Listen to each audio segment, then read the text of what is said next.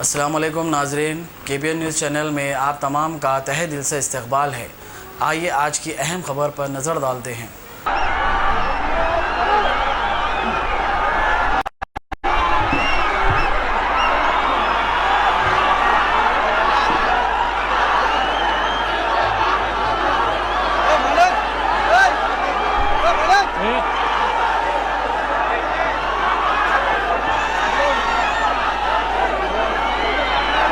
बिस्मिल्लाहिर्रहमानिर्रहीम। अस्सलामु अलैकुम वरहमतुल्लाहि वबरकातुहू। शेनशीन बतशरीफ फरमा हज़रत मौलाना वलीउल्लाह साहब, मुफ्ती रियाज साहब, मौलाना हैदर निसार आगा साहब, हाफिज लईद साहब, मौलाना अली पाशा साहब, जनाब जियाउद्दीन नैयर साहब, मौलाना रहीमुद्दीन अंसारी साहब, तेलंगाना राष्ट्र समिति के अरकान असम्बली मोहतरम जनाब सुरेंद्र साहब, मोहतरम जनाब शकील आमिर साहब, जनाब गंगा रेड्डी साहब, विठल राव साहब, शेनशीन बतशरीफ फरमा दीगर सियासी पार्टी के अरकान, कम्युनिस्ट पार्टी ऑफ इंडिया के जिम्मेदारान, मोअज़्ज़िज़ हाज़रीन इकराम, बुजुर्गान मिल्लत, मेरे नौजवान साथियों, मेरे अजीज दोस्तों और बुजुर्गों, मैं अपनी तकरीर का आगाज करने से पहले मैं आप तमाम से गुजारिश करूंगा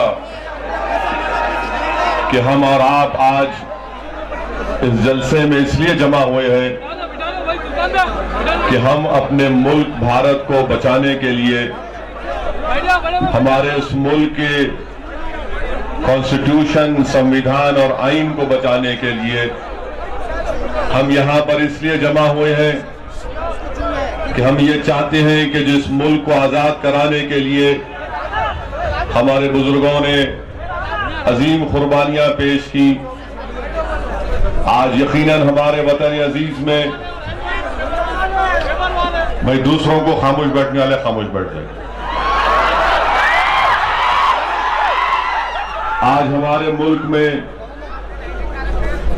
ना कोई गांधी है, ना कोई अंबेडकर है, ना मौलाना अबुल कलाम आजाद की तरह शख्सियतें हैं, मगर हमारा यहां पर जमा होना न सिर्फ हम उनको खराज अकीदत पेश करते हैं, बल्कि हमको उन ताकतों को बताना पड़ेगा कि हमने भारत को, इस मुल्क को अंग्रेजों से इसलिए आजाद करवाया था कि ये मुल्क हमेशा सेकुलर रहेगा, हिंदुस्तान का कोई मजहब नहीं रहेगा, भारत दुनिया का एक वाहिद मुल्क है जो तमाम मज़ाहिब को मानता है और जो मजहब को नहीं मानते उनको भी मानता है।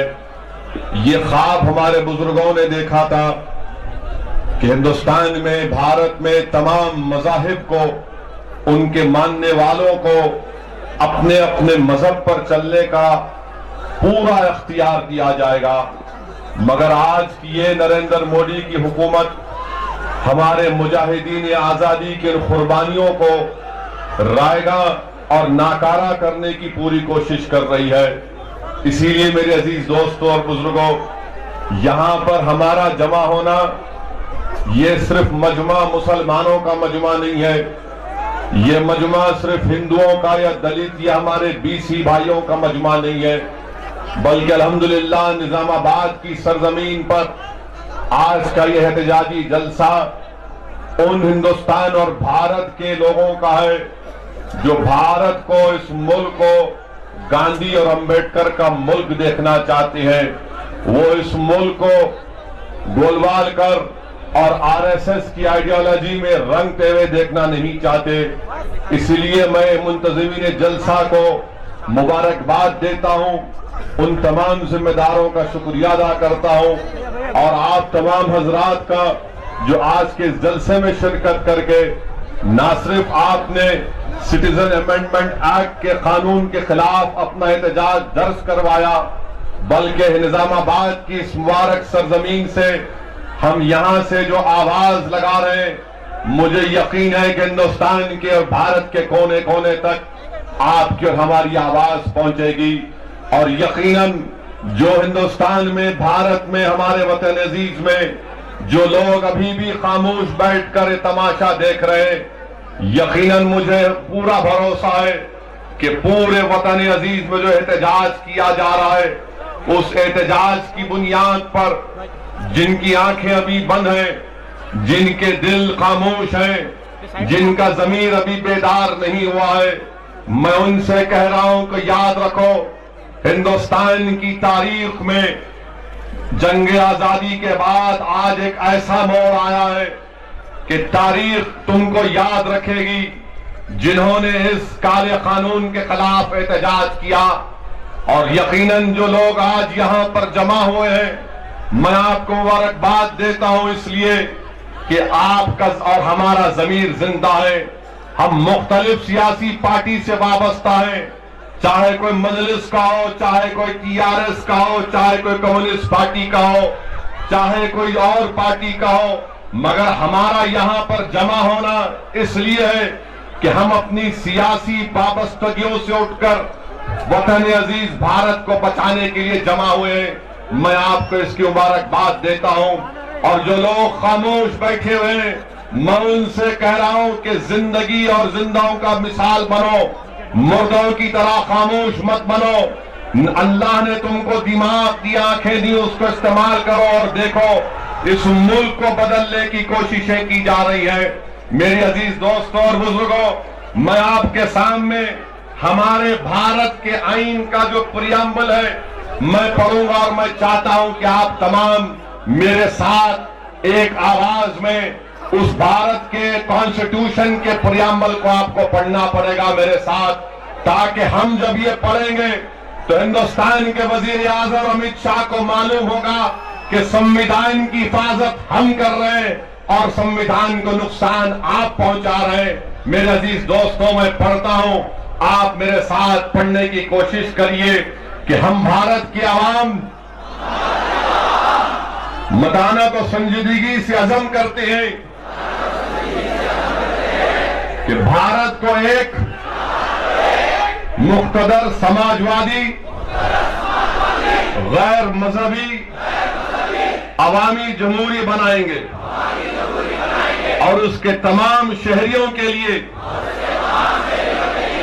हासिल करेंगे इंसाफ, समाजी, माशी और सियासी आजादी ख्याल, इजहार, अकीदा, दीन और इबादत, मसावात, बाएतिबार, हैसियत और मौक़े, और इन सब में इख्वत को तरक्की दें जिससे फर्द की अजमत और कौम के इत्तेहाद और सालमियत का तयक्कुन हो।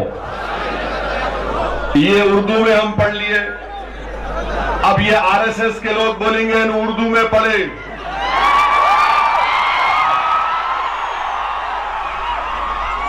क्योंकि आरएसएस के लोगों को समझ में नहीं आता। 90 साल तक चड्डी पहने, अब पैंट पहन रहे हैं। बच्चा बड़ा हो गया। अब मैं अंग्रेजी में पढ़ता हूं वही प्रियम्बल को। भाई आप पढ़िए। We the people of India having solemnly resolved to constitute India into a sovereign, socialist, secular, democratic republic, and to secure to all its citizens justice, social, economic and political, liberty of thought, expression, belief, faith and worship, equality of status and of opportunity, and to promote among them all fraternity, assuring the dignity of the individual and the unity and the integrity of the nation. ये आज और आप हमने दोबारा भारत के आईन और संविधान की रूह को पढ़ा। इससे अंदाजा सबको करना चाहिए कि किस राह पर हमारे मुल्क को वजीर आजम नरेंद्र मोदी लेकर जा रहे हैं। मेरे अजीज दोस्तों और बुजुर्गों, मैं शुरुआत में तेलंगाना रियासत के चीफ मिनिस्टर का शुक्रिया अदा करता हूं कि उन्होंने इस हमजब मुस्लिम डेलीगेशन जाकर मुश्तरका मजलिस अमल का डेलीगेशन वजीर आला जनाब के चंद्रशेखर राव से मुलाकात किया तो के चंद्रशेखर राव ने हम तमाम को बिठाकर एक ही बात कही कि आप लोग मेरे को बताओ हमारा मुल्क किस रास्ते पर जा रहा है, हमारा मुल्क किस रास्ते पर जा रहा है, कहां पर जा रहे हैं हम, और जब इतना दूर चले जाएंगे तो क्या हम वापस भी आ सकेंगे। और चीफ मिनिस्टर ने साफ और वाज़ेह अल्फाज में हमसे कहा कि जब तक मैं जिंदा रहूंगा, मैं चीफ मिनिस्टर के अल्फाज कह रहा हूं, जब तक मैं जिंदा रहूंगा मैं तेलंगाना में सेकुलरिज्म को कमजोर होने नहीं दूंगा। और मुझे यकीन है कि के चंद्रशेखर राव यकीनन एक रियासत को चला रहे हैं। उनको रियासत को चलाने के लिए मरकजी हुकूमत से एक हिकमत अमली को अख्तियार करते हैं, मगर मुझे इस बात का पूरा यकीन है कि सेकुलरिज्म के नाम पर इंशाअल्लाह ताला जब तक के चंद्रशेखर राव जिंदा रहेगा, टीआरएस पार्टी सेकुलरिज्म पर कॉम्प्रोमाइज नहीं करेगी। और मैं अपनी बात कर रहा हूं, मैं अपनी जमात के जिम्मेदार के हैसियत से कह रहा हूं कि जब तक के चंद्रशेखर राव जिंदा रहेगा, असदुद्दीन ओवैसी केसीआर के साथ रहेगा। अब उनकी जिंदगी के बाद क्या होता मुझे नहीं मालूम, न मेरी जिंदगी का भरोसा है न किसी की जिंदगी का भरोसा है, मगर ये लड़ाई ऐसी है कि तमाम सियासी पार्टीज को साथ आना पड़ेगा।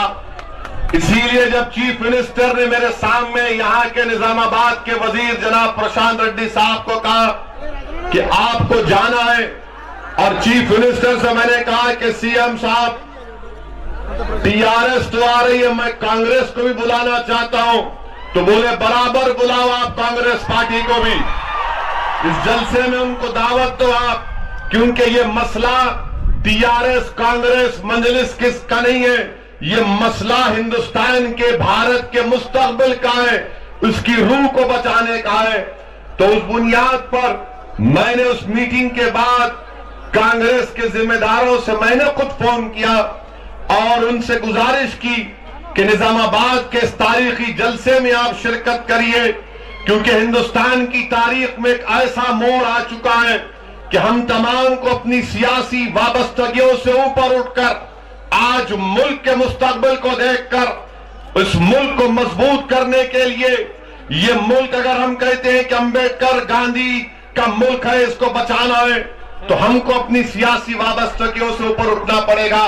मैंने उनको दावत दी, मुझे आज या कल उनका फोन आया जिसमें कांग्रेस पार्टी ने माजरत का इजहार किया। उन्होंने कहा कि उनकी कोई सियासी मजबूरी है। मैंने कहा आप जाने, मेरा काम था आप तक इस बात को पहुंचाना, क्योंकि ये बड़ा नाजुक वक्त है हमारे मुल्क के लिए। मैंने कांग्रेस पार्टी के जिम्मेदारों से कहा कि आप दोबारा सरेगांव अपने फैसले पर नजरसानी करिए, मगर उन्होंने कहा कि असद साहब हम माजरत चाहते हैं, आप खैर वो जाने, मगर हम यहां पर जब जमा हुए, क्यों जमा हुए, इसलिए जमा हुए मेरे भाई कि हम सिटीजन अमेंडमेंट एक्ट के खिलाफ हैं। सिटीजन अमेंडमेंट एक्ट, आप तकरीर करना चाहेंगे, आके आएंगे आप? हम यहां पर क्यों जमा हुए? शहरियत तरमीमी कानून के खिलाफ जमा हुए और वो कानून ये कहता है कि सिवाय मुसलमान के जितने मज़ाहिब हैं उन तमाम को सिटीजनशिप दी जाएगी। जो बांग्लादेश, पाकिस्तान और अफगानिस्तान से आए हुए, हम यकीनन इस बात के खिलाफ नहीं है कि अगर कोई किसी के मुल्क से परेशान होकर हिंदुस्तान को आता है, भारत को आता है, तो आप यकीनन उनको पढ़ा दीजिए। मगर मजहब की बुनियाद पर कानून बनाना ये हमारे आइन के खिलाफ है, ये हमारे अंबेडकर के बना हुए संविधान के खिलाफ है, ये हमारे आइन के चैप्टर 3 में आर्टिकल 14 और आर्टिकल 21 के खिलाफ है।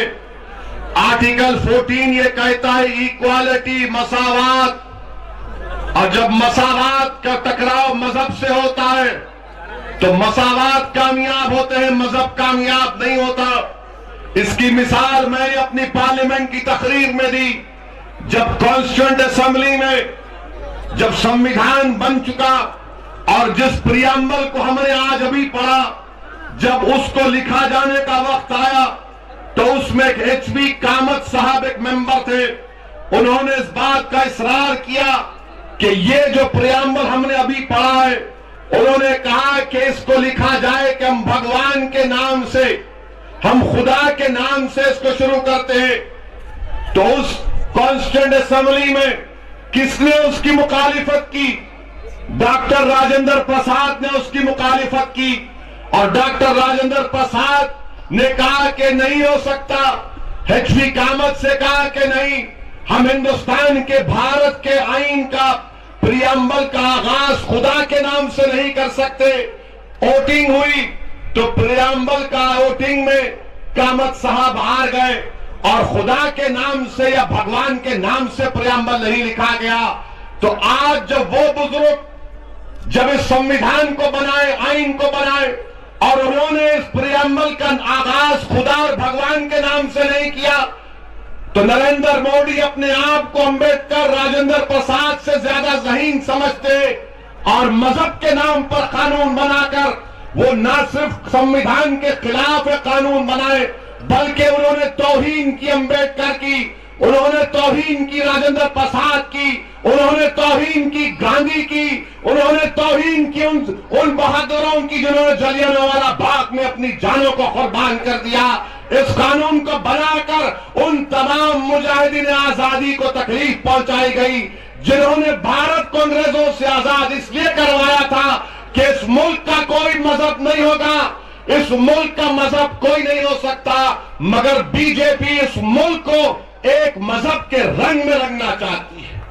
लोग मुझसे आकर पूछते हैं कि बताओ नरेंद्र मोदी में और के चंद्रशेखर राव में क्या फर्क है? दोनों भी तो एक मजहब को मानने वाले हैं। मैंने कहा कि के चंद्रशेखर राव में और वजीर आजम नरेंद्र मोदी में जमीन आसमान का फर्क है। पूछने वाले जर्नलिस्ट ने ताज्जुब करके पूछा बताओ क्या फर्क है? मैंने कहा दोनों मंदिरों को जाते, दोनों भी अपने मजहब पर चलते और अपने अकीदे पर रहते, मगर के चंद्रशेखर राव अपने मजहब को हमारे ऊपर मुसल्लत नहीं करता, जो नरेंद्र मोदी अपने मजहबी उसूल को हम पर मुसल्लत कर रहे हैं, इस मुल्क पर मुसल्लत कर रहे हैं। ये फर्क है। हम हिंदुइज्म के ना कभी खिलाफ थे ना रहेंगे इंशाअल्लाह ताला।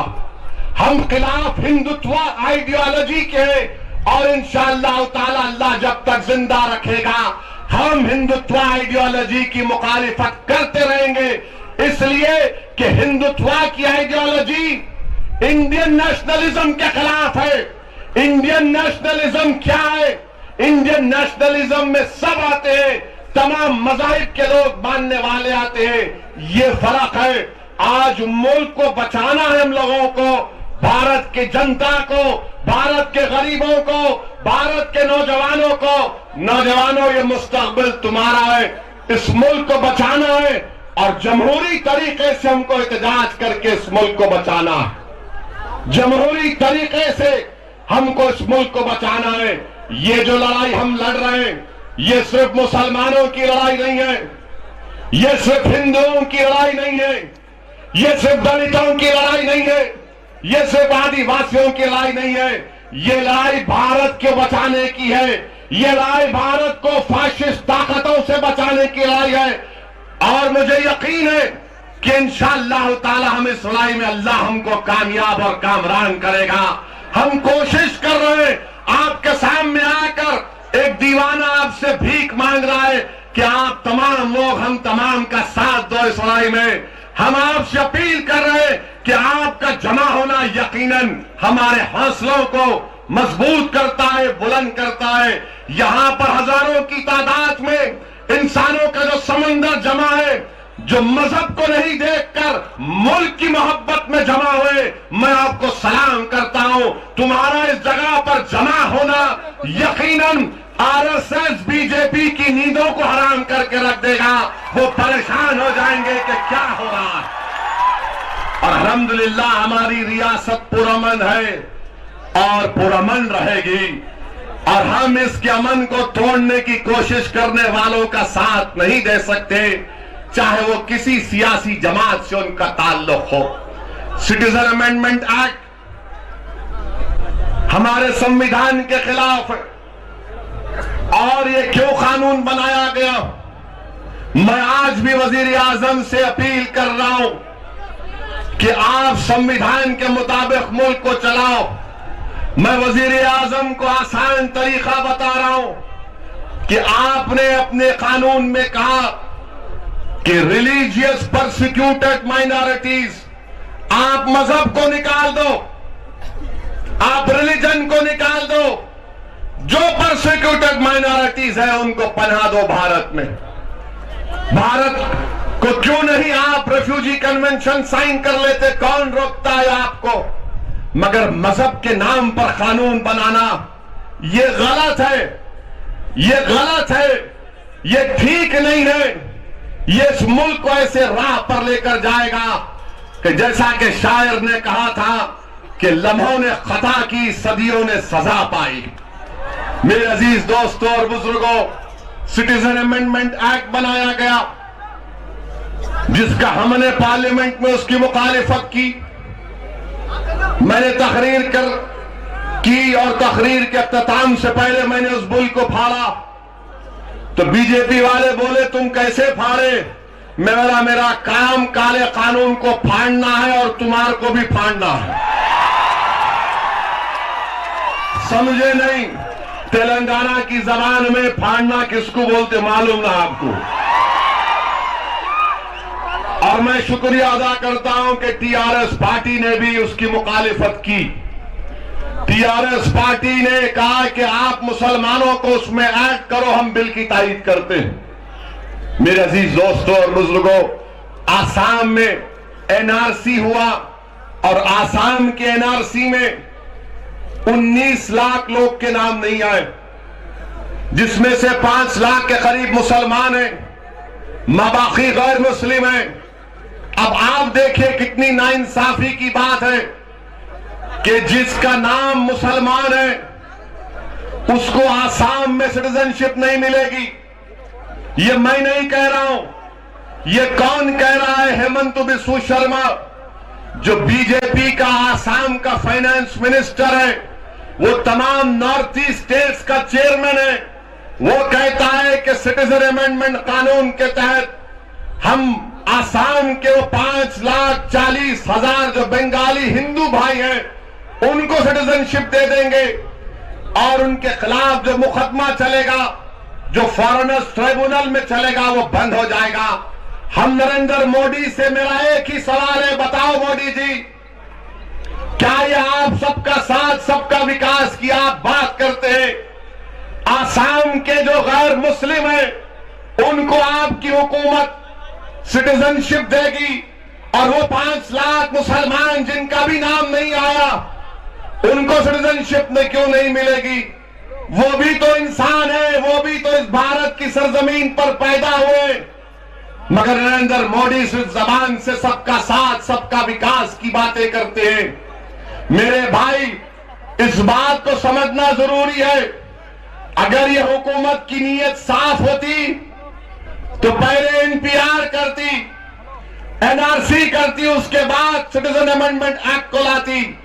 क्यों मोदी ने सिटीजन अमेंडमेंट एक्ट को लाया? इसलिए लाया कि अब एनपीआर होगा, नेशनल पॉपुलेशन रजिस्टर होगा। मैं पूरी जिम्मेदारी के साथ आपके सामने अर्ज कर रहा हूं कि वजीर दाखिला, होम मिनिस्टर जनाब अमित शाह ने कहा कि एनपीआर और एनआरसी में कोई फर्क नहीं है। मैं आपको जिम्मेदारी से कह रहा हूं कि एनपीआर और एनआरसी एक सिक्के के दो रुख हैं। एनपीआर और एनआरसी का रूल्स एक ही है। सिटीजनशिप 1955 के कानून के तहत ये रूल्स बनाए गए जिसमें एनपीआर और एनआरसी है। अगर खुदा ना खास्ता एनपीआर होगा इस मुल्क में तो एनआरसी तो हो ही जाएगा, एनआरसी तो हो ही जाएगा। जो बीजेपी के लोग टीवी के चैनलों पर जाकर झूठ का प्रोपेगेंडा कर रहे हैं, जो टीवी के एंकर शाम 9 बजे और प्राइम टाइम पर नरेंद्र मोदी का बाजा बजा रहे हैं, मैं आपसे अर्ज कर रहा हूं, इतना झूठ मत बोलो, इतना झूठ मत बोलो। अगर तुम पढ़ना जानते हो तो पढ़ो उन रूल्स को। रूल 4 को पढ़ो, रूल 4 सबसेक्शन 3 को पढ़ो, रूल 4 सबसेक्शन 4 को पढ़ो। क्या कहता है ये? एनपीआर क्या होगा? जिसका हमने जाकर केसीआर से कहा कि एनपीआर नहीं होना चाहिए तेलंगाना में।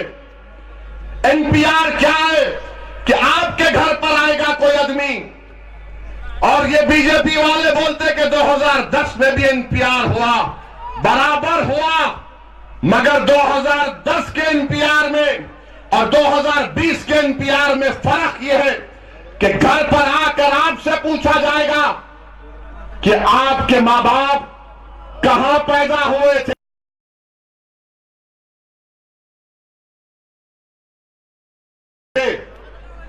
आपके मां बाप, उनके पैदाइश की डेट ऑफ बर्थ क्या थी?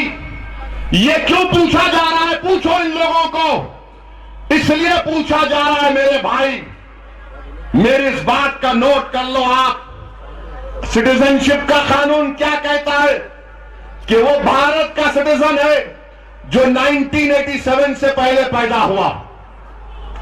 कौन सिटीजन है? बोलो मेरे साथ, जो 1987 से पहले पैदा हुआ। एक दूसरा, जो जुलाई 87 और दिसंबर 2004 के दरमियान में पैदा हुआ, वो भारत का शहरी है, सिटीजन है, बशर्ते कि उसके एक मां या बाप हिंदुस्तान के सिटीजन होना। एक क्या है कि 87 से पहले जो पैदा हुआ सिटीजन हो गया। दूसरा क्या है कि जो जुलाई 87 और दिसंबर 2004 के दरमियान में पैदा हुआ, वो भारत का शहरी है, बशर्ते कि उसका एक मां या बाप वो भारत के सिटीजन होना जब वो पैदा हुआ या पैदा हुई। तीसरा, जो 3 दिसंबर 2004 के बाद पैदा हुआ, उनके दोनों मां बाप भारत के सिटीजन होना। इसीलिए ये आपके पास आकर पूछ रहे हैं सवाल में, ये जो एनपीआर 8 सवालात उसमें ऐड किए गए, सवाल ये है, आपके पास आकर पूछेंगे, निजामाबाद के गांव में जाकर पूछेंगे, कितने गांव में रहने वालों को मालूम कहां पैदा हुए, क्या है बर्थ सर्टिफिकेट बताओ। अकबरुद्दीन अवैसी ने आरटीआई डाला और आरटीआई डालकर यह आरटीआई का जवाब आया कि सिर्फ शायद 29% लोग बर्थ सर्टिफिकेट हासिल करते तेलंगाना में। आप बताइए, कोई अल्लाह रेड्डी के गांव में, कोई बोधन के गांव में, कोई निजामाबाद के गांव में, कोई आदिलाबाद के गांव में अगर रहेगा, कहां से लाकर बताएगा? पूछो। एक और सवाल उसमें ऐड कर दिया गया, आपका नंबर दो। क्यों नंबर चाहिए आपको मेरा? अब तो मैं जवान नहीं हूं, मेरा नंबर क्यों चाहिए आपको? नंबर दो। तीसरा पूछेंगे, आधार कार्ड दो। आधार कार्ड का है तो बता दो। ऐसे 8 नए चीजें उसमें हैं। क्यों पूछ रहे हैं आप ये चीजें, बताओ मुझे। तो बीजेपी वाले बोलते कि नहीं, सोशल वेलफेयर की स्कीमें हैं, वो फुला स्कीम है। अरे क्यों इतना झूठ बोलते तुम लोग? झूठ की भी कोई हद होती है। तुम्हारी हुकूमत ने सुप्रीम कोर्ट में जाकर कहा था कि गरीबों के पेंशन, बेवाओं का पेंशन, ये तमाम आधार कार्ड की बुनियाद पर दिया जाएगा। जब आधार कार्ड है तो सवाल क्यों पूछ रहे हैं? इस पर तशवीश हमको है। मेरे भाई, ये होगा, एनपीआर जब होगा तो आपके घर पे आके खाली नाम लिख लेंगे। ये 8 सवालात। उसके बाद एक लोकल रजिस्टर बनेगी। लोकल रजिस्टर में एक लो लेवल ऑफिशियल होगा, वो लिख देगा, क्या लिखेगा कि फहीम डाउटफुल सिटीजन है। वो लिख देगा कि हमारे यल्ला रेड्डी के एमएलए साहब भी डाउटफुल सिटीजन है। वो लिख देगा, उसको इख्तियार है, वो लिख देगा कि शकील आमिर भी डाउटफुल सिटीजन है। वो लिख देगा कि मौलाना लईक भी डाउटफुल सिटीजन है। अब होगा क्या कि जब एक ओहदेदार ये लिख देगा तो वो ऑफिसर बुलाएगा, आइए अब आप प्रूफ बताइए। प्रूफ क्या बताएंगे? क्या प्रूफ बताएंगे हम? बोलो। जिंदगी गुजर गई हमारी इस सरजमीन पर, 70 साल 75 साल के लोग हो गए। अगर उनको डाउटफुल सिटीजन करार दिया जाएगा, क्या प्रूफ लाकर दिखाएंगे? हमने यहां पढ़ा, भी हमने यहां पर अभी प्रियम्बल पढ़ा। प्रियम्बल में हमने क्या कहा? लोग पूछते हैं, ओवैसी तुम बार बार लोगों को भड़काने का काम करते हो। मैं भड़काने का काम नहीं करता हूं। सुनो इस प्रियम्बल में क्या लिखा हुआ है। Fraternity assuring the dignity of the individual, ये संविधान में लिखा हुआ है। क्या है, यल्ला रेड्डी का एमएलए जाकर बोलेगा कि मैं सिटीजन, तुम मेरी शक कैसा करे, तो उनकी डिग्निटी को क्या होगा? अगर फहीम जाएगा तो फहीम की डिग्निटी का क्या होगा? कौन होते हैं नरेंद्र मोदी मुझे सिटीजनशिप पूछने वाले? कौन होते हैं, बोलो, हमारा सिटीजनशिप पूछने वाले? हम भारत के हैं और भारत में रहेंगे इंशाअल्लाह। ये मरेंगे तो इस जमीन में जाएंगे। आप पूछेंगे मुझसे, मुझे तो गुस्सा आएगा अगर कोई मुझसे आकर पूछेगा कि आओ बताओ तुम कैसे भारत के सिटीजन हो। क्या ये मेरी तौहीन नहीं होगी? ये तमाम की तौहीन होगी, उन तमाम की तौहीन होगी। इंसान गरीब हो सकता है मगर उसकी गीरत जिंदा रहती है। वो गरीब होगा मगर उसको अपनी इज्जत प्यारी होती है। कोई झोपड़ी में रहता है, कोई छोटे घर में रहता है, कोई महल में रहता है, कोई साइकिल चलाता है, कोई ठेला बंडी पर धूप छांव और बरसात में कारोबार करता है, मगर हर एक को अपनी इज्जत प्यारी होती है। बेइज्जत करने के लिए लाया जा रहा है, ये पूछा जाएगा। अच्छा, फिर अगर हमारे एलआरडी के एमएलए साहब बोल देंगे ये मेरा प्रूफ है, 150 साल से यहां पर हूं मैं, उनका नाम लोकल रजिस्टर में लगेगा। उसके बाद इनका, आप किसी इलेक्शन जीते सर, अब आप इनका जो पॉलिटिकल हरीफ होगा, जब यल्ला रेड्डी में लगेगी लिस्ट, वो जाके बोलेगा नहीं नहीं इन्हों तो है ही नहीं इंडियन।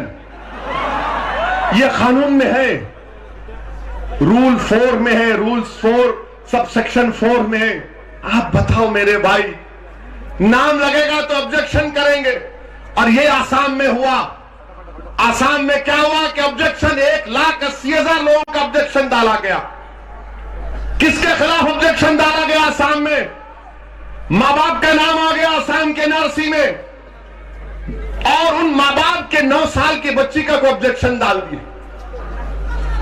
मां बाप का नाम आ गया, 9 साल की बच्ची का नाम नहीं आया, ऑब्जेक्शन डाल दिया। अब वो फिर रहे हैं, लड़ रहे हैं। इसीलिए एनपीआर और एनआरसी एक सिक्के के 2 रुख हैं। बीजेपी वाले लाख पुकार पुकार कर बोल लो, हम थोड़ा बहुत पढ़ना जानते हैं, कुंचम कुंचम, लिटिल लिटिल।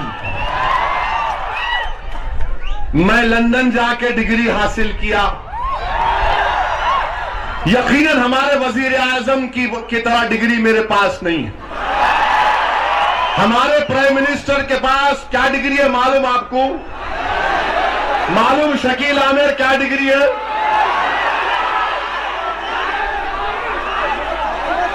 वजीर आजम के पास एंटायर पॉलिटिकल साइंस की डिग्री है।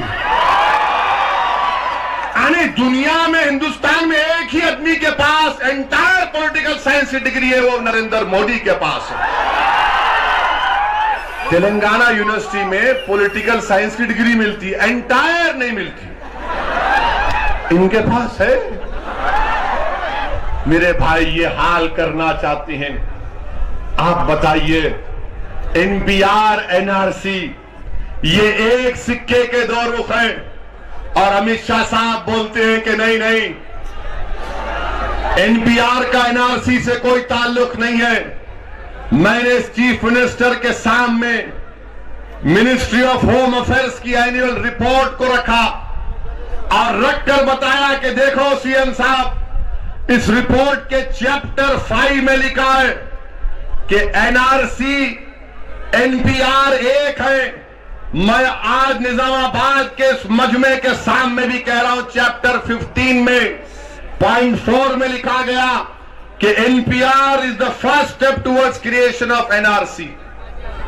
मेरे भाई आप याद रखिए, किसी ने एक अच्छी मिसाल दी, अगर कोई निजामाबाद में जाकर मेवा खरीदता है, मेवे में जाम भी है, जामुन भी है, खरबूजा भी है, तरबूजा भी है, ये सब जमा कर लो, ये एनपीआर है। और उसके बाद निकालेंगे क्या? तरबूजे को निकाल देंगे, खरबूजे को निकाल देंगे और बोलेंगे डाउटफुल है, ये डाउटफुल है। ये है इस कानून में लिखा हुआ, ये कानून में लिखा हुआ है। मैं आपको जज्बात में लाने के लिए नहीं कह रहा हूं, डराने के लिए नहीं कह रहा हूं, ये है लिखा हुआ। अगर जब फाइनल लिस्ट जब बन जाएगी, लोकल लिस्ट बनकर जब आपको डाउटफुल सिटीजन करार दिया जाएगा, तो आपको 30 दिन में अपील, और फिर मेरे ख्याल से 90 डेज का टाइम है वो ऑफिसर को डिसाइड करने का। वो अगर नहीं करता, आप केस हो जाकर फॉरेस्ट ट्रिब्यूनल में केस लाओ, और हो सकता है कि डिटेंशन सेंटर में आपको डाल दे। आपको मालूम, जब डिटेंशन सेंटर जो आसाम में 8-8 साल 9-9 साल से डिटेंशन सेंटर में है लोग, 8-8 साल से 5-5 साल से डिटेंशन सेंटर में, और 3 साल में 28 लोग की मौत हो गई। 3 साल में 28 लोगों की मौत हो चुकी है आसाम के डिटेंशन सेंटर में, और 3-7 फुटबॉल फील्ड के साइज का एक नया डिटेंशन सेंटर आसाम में बन रहा है। क्या कहकर डाल दिया कि तुम फॉरेनर हो? अच्छा, जब फॉरेन डिटेंशन सेंटर बनता है तो उसको अख्तियार है अपने मुल्क को फोन करने का। वो कह रहा मैं किसको फोन मिलाऊं, मैं किसको फोन मिलाऊं? मैं आसाम का पैदा हुआ हूं, मैं भारत का हूं, मैं किसको फोन मिलाऊं? मेरे भाई, ये जो सिनारियो आपके सामने रख रहा हूं, ये हकीकत है। हिंदुस्तान के वजीर आजम, हम आपसे फिर से अपील कर रहे हैं, अगर आप कह रहे हैं कि एनआरसी के ताल्लुक से कोई बात नहीं हुई, तो ऐलान कर दीजिए वजीर आजम कि मेरी हुकूमत एनआरसी नहीं करेगी। ऐलान करिए ना, क्यों डरते आप? एक जुमले में कह दो आप कि एनआरसी नहीं होगा। नहीं कहेंगे, क्या करें? अभी तो कोई नहीं है, अभी तो कुछ नहीं है। एनपीआर, एनआरसी, फिर से कह रहा हूं, एक सिक्के के दो रुख हैं। एनपीआर बनेगा, एनआरसी तो बन ही जाएगा, एनआरसी तो बन ही जाएगा। इसीलिए हम चीफ मिनिस्टर से जाकर गुजारिश किए कि हमारा मुतालबा यह है, ये टीआरएस में आपकी जो हुकूमत बनी है आपकी पार्टी की नहीं है, हमारी भी हुकूमत है। ये रियासत हमारा भी है, इस रियासत पर हमारा भी हक है। और हम आपसे अपील करने आए हैं कि आप ना सिर्फ इस पर स्टे लगाइए, इस एनपीआर पर, जिस तरह केरला की सरकार ने लगाया, बल्कि चीफ मिनिस्टर ने कहा कि मैं इससे बढ़कर कर सकता हूं। बोले, हम बोले क्या? मैं तमाम लाइक माइंडेड पॉलिटिकल पार्टीज को जमा करूंगा और उनसे कहूंगा कि गलत हो रहा है। हमने कहा बराबर कीजिए आप, और हमको उम्मीद है कि चीफ मिनिस्टर 2 या 3 दिन में हमसे वादा किए कि इंशाअल्लाह ताला इसके ऊपर वो एक फैसला लेंगे। और हमको पूरा यकीन है कि तेलंगाना की ये रियासत एक गंगा जमुनी तहजीब पर बनी हुई रियासत, तेलंगाना की ये रियासत जिसमें यकीनन इसकी जमीन में मोहब्बत है, और मुझे यकीन है कि कोई यहां पर नफरत के बीज नहीं बोने दिया जाएगा। ये तेलंगाना की सरजमीन इंशाअल्लाह ताला मुझे यकीन है कि हिंदुस्तान की सबसे बेहतरीन रियासत बनेगी। उस वक्त बनेगी जब यहां पर भाईचारा रहेगा, उस वक्त मजबूती आएगी जब यहां पर अमन और मुस्तहकम होगा। और उसके लिए जरूरी है कि एनपीआर, एनआरसी के खिलाफ हमको आवाज उठाना है। कितनों के पास सेलफोन है? निकालो सेलफोन, लाइट ऑन करो, सेलफोन की लाइट ऑन करो, पूरे लाइट ऑन करो।